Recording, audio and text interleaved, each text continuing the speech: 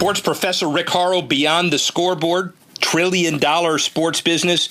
We're going inside this week with a serious show that doesn't take itself too seriously.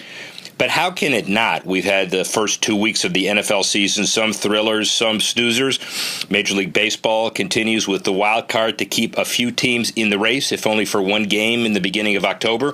NHL camps opening, NBA camps soon to follow. The playoffs in the other sports, the FedEx Cup and the NASCAR playoffs. Clearly, tennis majors are over, but that doesn't mean they sleep. And interesting stuff today, obviously, the 15 topics plus the 5 tech.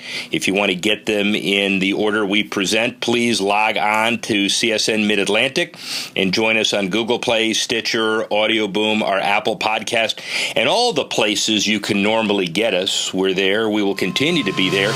Got a very interesting show today. We're going to start with a theme that wraps philanthropy into technology, into racing, and some of the issues that are involved in all of that, because they're all related.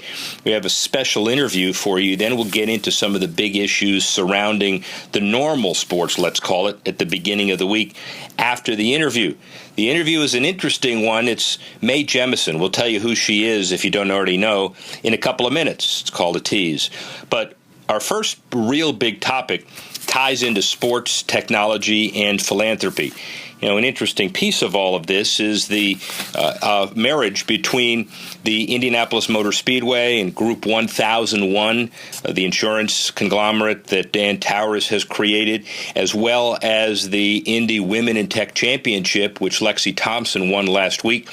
There is no doubt that technology and STEM and robotics are all really important, and sports philanthropy takes a major front seat as it relates to all of that.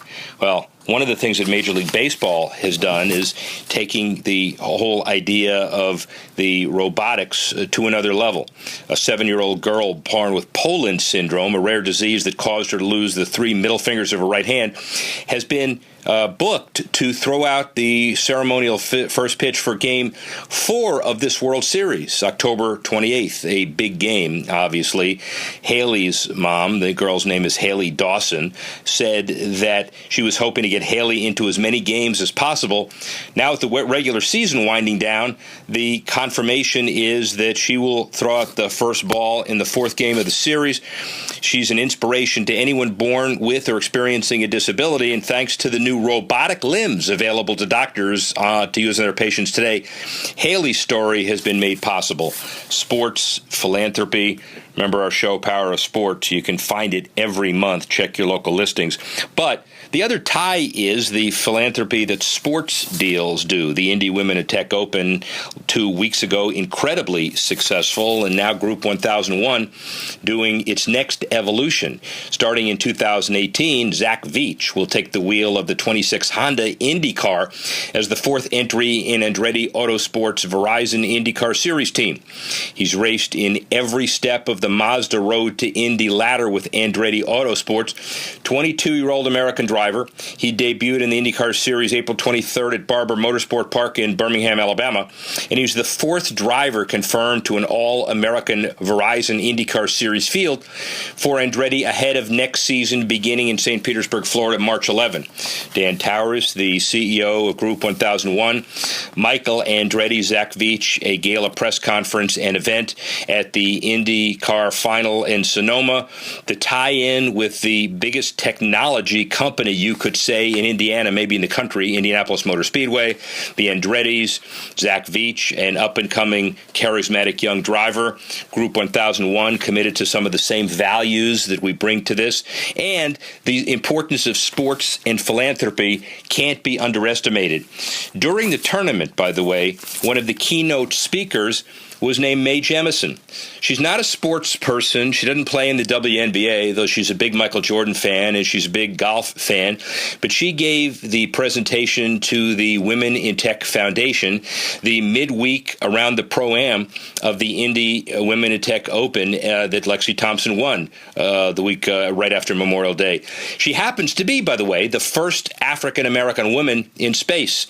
She's currently leading a 100-year starship to assure human interstellar interstellar space travel to another star within the next century. I have trouble getting around the block. She climbed around aboard the Space Shuttle Endeavour to become the first woman of color to travel into space in 1992. NASA's first science mission specialist, performing experiments in material science, life science, human adaptation, and other things. We caught her at the event. She's written a book called Find Where the Wind Goes for teenagers to explore their experiences. Growing up on the south side of Chicago, she makes a strong statement that you can do anything you want to do. And she used a sports venue to carry the message. Kudos to Dan Tauris, the CEO of the entity that put it together. Kudos to the LPGA, the Indie Women in Tech Foundation, the connection back to Zach Veach. Tying it all together may be the strong power of women and people in sports. And Mae Jemison has a lot to tell us about what she thinks are similarities and differences between being a successful professional athlete and a successful astronaut. Mae Jemison. So, Dr. Mae Jemison, you grew up in Chicago. Yes, I did. And you set your sights pretty significantly. But did you ever, when you're growing up, think that you would end up as the first African-American astronaut in space? So, growing up as a little girl in Chicago, I always assumed I'd go into space. Interesting. I never thought that I would be the first African-American woman to go into space, definitely not the first woman of color in the world to go into space. Why? Because I thought that by the time I was old enough to become an astronaut, that we would have had all kinds of people in space, and in fact, we would have been at Mars or further. So for me, it was a little bit of a surprise, not that I was going into space, but that there was this platform that developed to be able to use this platform of having been a first. So Where the Wind Goes is interesting because it is, the bio says geared to teenagers, geared to people who will obviously follow your inspiration and try to be where you were and even farther. So significant pride as you put that book together and reach out to everybody? When I wrote Find Where the Wind Goes, it was for teenagers because I wanted to do something biographical, not necessarily ready to do the full biography. Right. But the idea for teenagers was because it's a time period in which people are looking at different things and you're figuring out how far to push the envelope. And I noticed that people would come up and tell me, could you tell my son or daughter to do what I tell them to do and that they have to study hard and they have to follow this path? I'm thinking, this is not who I was. I was one of those kids who, yes, I studied hard, and yes, I was very bright, and I was student council president and all of those kind of things, but I pushed the envelope really hard. And I was fortunate enough to have teachers and parents who allowed me to use my skills and my talents for good, right?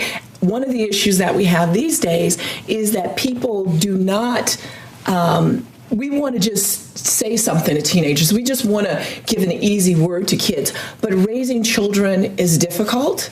It's something that's not the same as their friend. And so I wanted to just try to provide some context for kids.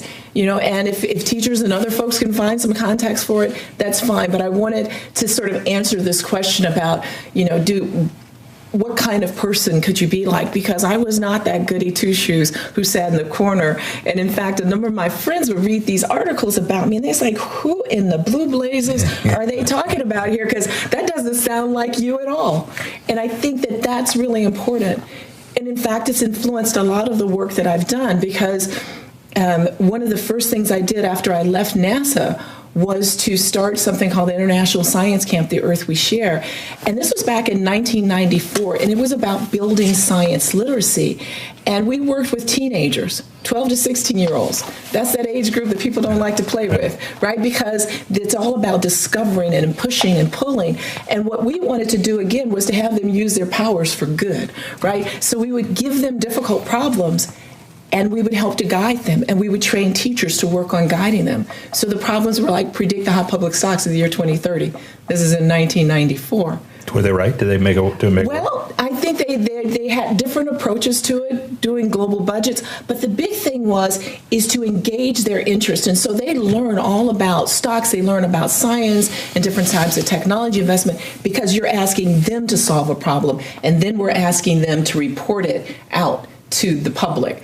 And wow, there's nothing like peer pressure and motivation to help you move forward. And I think those are the pieces that we have to work on. High visibility, successful entrepreneur, a lot in common, I think, with many professional athletes. And not that you're going to hit a curveball, but tenacity. You never know. Well, I'm not sure. You may. Michael Jordan couldn't, so I'm not sure if you can.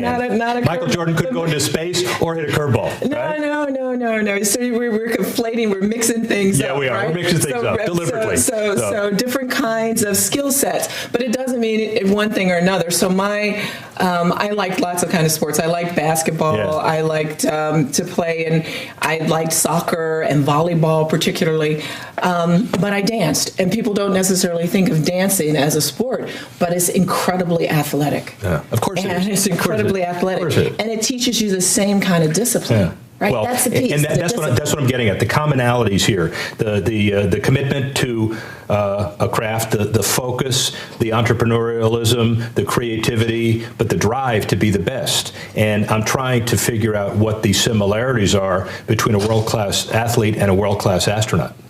Well, I think all of these things, it's about discipline, right? Sometimes people have an incredible amount of innate talent, but you can't get that talent out. You can't make it happen without the discipline to practice, to think through things, to be willing to put something else off, to be able to do this practice. One of the best questions I was ever asked was by a 12-year-old girl, and she asked me, how did being a dancer, help me in the astronaut program? Yeah. And a lot of people laughed at her, classmates laughed at her. And I said it was just the sheer discipline and the ability to take criticism, the ability to know you have to do your job, right? Even if you're a backup performer, you do your job really well. And so that makes a difference, the ability to rehearse and to study and to memorize things.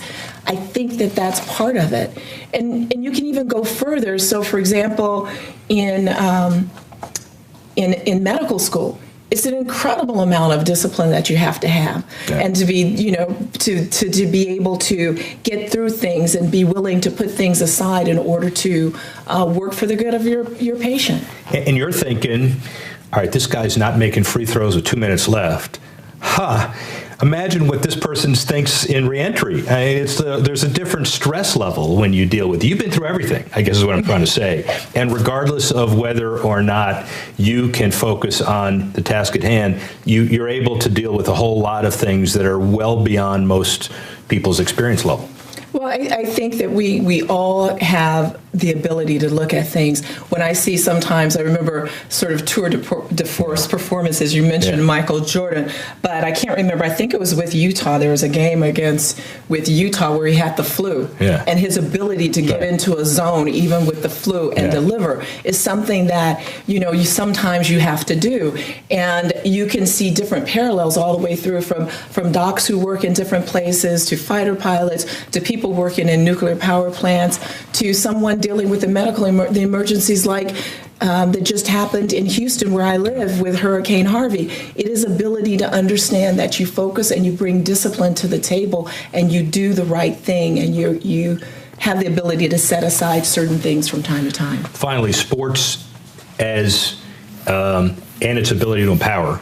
So we're here with Women in Tech, Keynote, and we have a lot of young girls, who are looking up to you, not only the professional golfers, but the STEM, the robotics, the high school, the kids. There's a commonality here between the Indy Motor Speedway, the Women in Tech tournament, and the ability to succeed and the ability to be empowered. So give me an idea of the synergies between all of that. So here's what I think. I think that a lot of what we see, whether we talk about technology and women in athletics to the motor speedway, has to do with perspective. And the difficulty, I'm going to tell you, is not with the athletes or the students or the women. It's with society and its perspectives. So a lot of the challenges are that you have to overcome society's expectations and very frequently less accommodation and help. So what's really exciting about this is to bring these together and have people think through these things.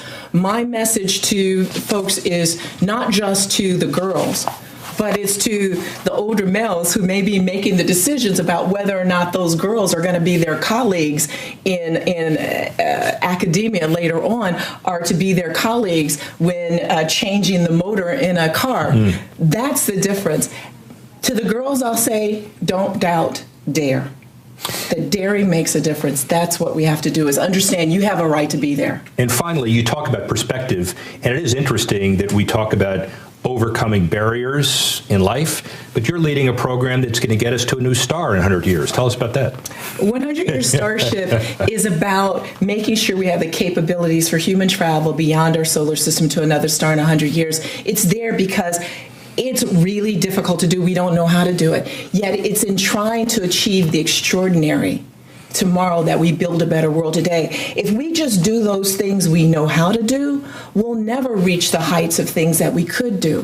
We would not have any of the capabilities we have now in many of the STEM fields if we had not tried to do things like understand how DNA is replicated or structured, understand and figure out and actually go to the moon. We wouldn't have had any of those things. And so it's really about trying for the extraordinary.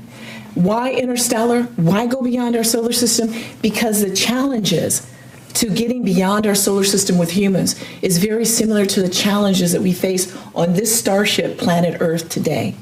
Dr. Jemison, it's incredible. It's an honor. She talks about Michael Jordan with the flu against Utah, but she's going to take us to another star in 100 years. How about that? Thank you very much. You're very welcome. Really appreciate it. Thank you. Mae Jemison certainly giving us some interesting perspective that you don't normally get, especially this time of year when we're fixated on whether the Washington Redskins are going to win another game or not soon. But the bottom line of all of this is that you've got to deal with sports, entertainment, training, philanthropy, all in the same context, and this is a great example of it. Took some of the stuff out of order today, but let's look at what is going on in a lot of different sports. Again, 15 to watch. Log on to CSN Mid-Atlantic. Some of the highlights are interesting, especially with the Olympics. They're officially returning to the U.S. 2028 Summer Games. The Lima, Peru announcement was anticlimactic after the story first broke that Paris was awarded 2024, although L.A. Mayor Eric Garcetti said it's a huge win for the U.S. And by the way, it's the first time an Olympic Games does not require a single new venue to be built. 2028 Games undoubtedly proved to be an economic boon to L.A. as a consequence, just like the 84 Games were. And even better, brands looking to hitch their wagons to the Games will have a decade to watch opportunities unfold. Speaking of the Olympics, though, initial talks are beginning to take place out west. Salt Lake City and Denver are looking to bid for winter 2026. Park City, Salt Lake City, hosted about 75 Winter Championships and World Cup sports events since 2002, so they understand it. And Thomas Bach hopes to avoid a similar situation to the one that arose for the 2022 Winter Games bidding, when only China and Kazakhstan were the only bidders. In the modern era, though, it's clear that the only cities that can truly afford the Olympics' multi-billion-dollar price tag are the ones with the majority of infrastructure already in place. Everything old is new again. Beijing, Paris, L.A., and by the way, Utah may be next. It's a really interesting perspective because if you build the facilities without debt, you have more money for sponsorship and more opportunity for profitable games. That's what 2020 in Tokyo is looking to do. The Tokyo Organizing Committee sold 43 domestic sponsorships worth a staggering $3 billion, blowing past the prior sales benchmark for a single games. The Tokyo Organizing Committee says it's a record number of local sponsors, aiming to increase the value of the games through sponsorship activations. And while this paints a rosy picture, expenses will also rise in Tokyo. The Games currently have a $13 billion operating budget, more than double its initial bid. Revenues higher, expenses higher as well, but the take on all of this is the less you have to build, the more opportunity there is to remain profitable. Let's stay on the ice. Let's stay at the NHL, and you can't wait for the beginning of next season. Capitals fans and others. And despite the Calgary Flames stopping talk about the potential new arena, the city mayor continues to push toward building a new facility. The mayor is working toward finding a solution that the team approves of while not impacting people's taxes. And, of course, that's always tricky. Tensions between the Flames and the mayor first began when the mayor downplayed the economic benefit of a new arena. And current proposals call for both the city and the Flames to pay about $550 million each, a third of the total cost for each party involved. Ticket surcharge expected to cover the rest. The talks on a new NHL arena have been going sideways, but Calgary certainly has a lot to lose if they let the team go sideways. Very hard to get it back, and if you don't believe so, just ask Atlanta. No problem in Pittsburgh. The world champions, back-to-back world champions, are in the community to thank their fans in a unique way. Genny Malkin and Sidney Crosby are two of the players to hop houses in Pittsburgh, making several stops across the city area, basically surprising the kids, thanking the kids for being involved, and talking about hockey's return in Pittsburgh, even though it's still the summer. 50 lucky season ticket holders are chosen at random and are informed that the player is coming, but they don't receive any notification about who. And the take is, this is grassroots activation at its best.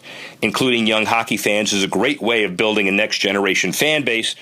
Understand it's difficult to talk about hockey to a bunch of Capital fans right now, but they'll get over it and can't wait for the beginning of next season, obviously.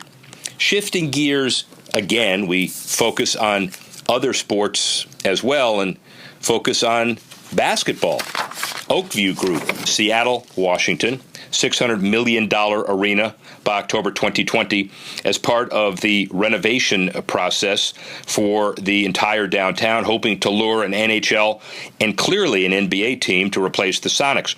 55-year-old facility of Key Arena is talking about major renovations. The iconic design and preservation is a hotly debated topic. Oakview partnered with billionaire investment banker David Bonderman and Hollywood producer Jerry Bruckheimer to be the people who might be involved in the NHL franchise as owners. And from the Supersonics to the Seahawks and the Sounders, Seattle's long been a great sports city, and it's only fitting the city and its backers are gearing up to add one, not just, but two, maybe, professional sports teams. It's an NHL issue, but clearly an NBA issue as well. Let's stick with the NBA for a second. Who better than the Warriors? They excel at everything they do on and off the court. They just signed a deal for their jersey patch with the Japanese tech holding company Rakuten. The reigning NBA champions have signed the largest patch deal of anybody, $20 million annually, probably double the Goodyear deal with the Cavaliers. The $20 million annually was not even the most the Warriors were offered.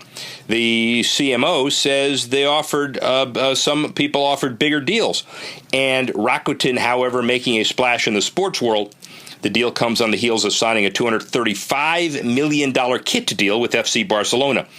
And my take is this: as the Warriors are in the enviable position of not having to accept an offer from the highest bidder, but rather seeking to find a good fit for their team philosophy and brand, Wizards take notice. And then the final NBA issue this week, it's structural. The NBA lottery may be reformed. Changing it is possible, but not a slam dunk. Mid and small market teams are arguing that a new policy to discourage tanking would directly hurt their chances of landing a franchise-altering player through the draft. They tried to do this 2 years ago, but it was voted down. 17 owners said, yeah, let's change it, but you need 3/4. And my take is the NBA strongly discourages this kind of conversation because they don't want to talk about a mindset at the beginning of any season that says we're not going to succeed, we know it, but we're going to do everything we can to try to advance into a position of getting a game-changing player, which is a great idea in the long term, but in the short term, it's not really conducive to a full arena, and everybody knows it. Well, so that's the NBA, and One other item with the NBA, you can't forget Kobe Bryant. The South China Post says that Kobe has joined forces with NBA China and Chinese resort Mission Hills to set up the country's first ever NBA basketball school. Mission Hills released a statement with details on the school, noting it would be open for males and females at the sprawling resort on China's Holiday Island, a goal of completion by 2019. And the development is only the most recent sports engagement for the resort. We had, by the way, also a partnership with FC Barcelona and an academy of tennis with Boris Becker. So the NBA clearly gearing up all over, on and off the court, here and on the other side of the pond. Take a look at some of the things that the NFL is doing today. Clearly, internationally, NFL really important. The bottom line is that there's certain franchises that are stepping out internationally to attempt to make a strong commitment and capture some markets. The Jaguars have adopted London as their second home. Team owner Shad Khan, quick not to rule out the possibility of playing a second London game every year. They get to keep the revenues in their unique deal. They get a lot more revenue for a home game than they would at Everbank Field, 80,000 seats, much more expensive. And at first glance, the move might come as a surprise, but from a financial perspective, it is clear that this does make some sense, especially since almost 20% of the team's revenue comes from the one London game today. They clearly want to continue internationally. Speaking of international, the NFL growing the American game in Europe. NFL Game Pass looking to provide more to its customers overseas. The NFL Game Pass working with Overture, a content venue, to have even more penetration. 5,100 Game Pass subscribers across Europe were surveyed, and they try to build an understanding of what they love about the game, UK, Germany, and otherwise. And as the NFL continues to grow globally, the infusion of technology continues to play a huge role in this expansion. And with new and more convenient forms of accessibility available through technology, organizations such as the NFL are able to grow their brand in ways they may not have thought possible just a few short years ago. Let's end with baseball. And interesting baseball. The Oakland A's, they may have finally found a site for their new ballpark. Stay tuned, but the Laney College site for a 35,000-seat privately financed ballpark seems to be the place to go. 13 acres, and under the most optimistic projections, construction would begin in 2021, completed in time for 2023. The current Coliseum site and Jack London Square were brought up but rejected. $500 million, the total price tag, and then they hope to convert the current Coliseum site into a community sports park and urban youth baseball academy in partnership with MLB. And after negotiating with the college district to buy or lease the land, the team will have to complete an environmental impact statement. It'll take a while, but at long last, after many false starts, including a San Jose ballpark tech laboratory backed by Cisco Systems, it appears that the A's hunt for a nicer new home may be drawing to a happy conclusion. It ain't over, but stay tuned. Finally, let's go to minor leagues. The Durham Bulls, the AAA affiliate of the Tampa Bay Rays, will become the first minor league baseball venue to host an esports tournament this fall. Between September 29 and October 1, the Bulls will hope to host the first ever DBAP Gaming Challenge. Games played during the competition will include MLB The Show, Call of Duty, Rocket League, Super Smash Brothers, and others. And the Bulls GM Mike Burling said that the organization of hosting this event is really critical. Esports is an industry continuing to grow at rapid pace. We're looking forward to the beginning of the DGC and making it an annual event in Durham at our stadium. $5,000 will be doled out to contest participants, and with the growth and popularity of esports, an increase in events such as these will come as no surprise in the near future. Bottom line is, baseball, like all sports, thinking of creative ways to maximize demographics. Well, that's it for our show today. An interesting perspective from Mae Jemison. I'd like to thank her and all those affiliated with the Women in Tech Tournament, with the Indy Racing organizations, with Andretti Racing and Group 1001 for helping talk talk about the spotlight on tech and philanthropy on our show this week. We'd also like to thank you guys for tuning in and talking about baseball and basketball and all the sports that continue today and will intensify in the future. And join us next week when we go Beyond the Scoreboard.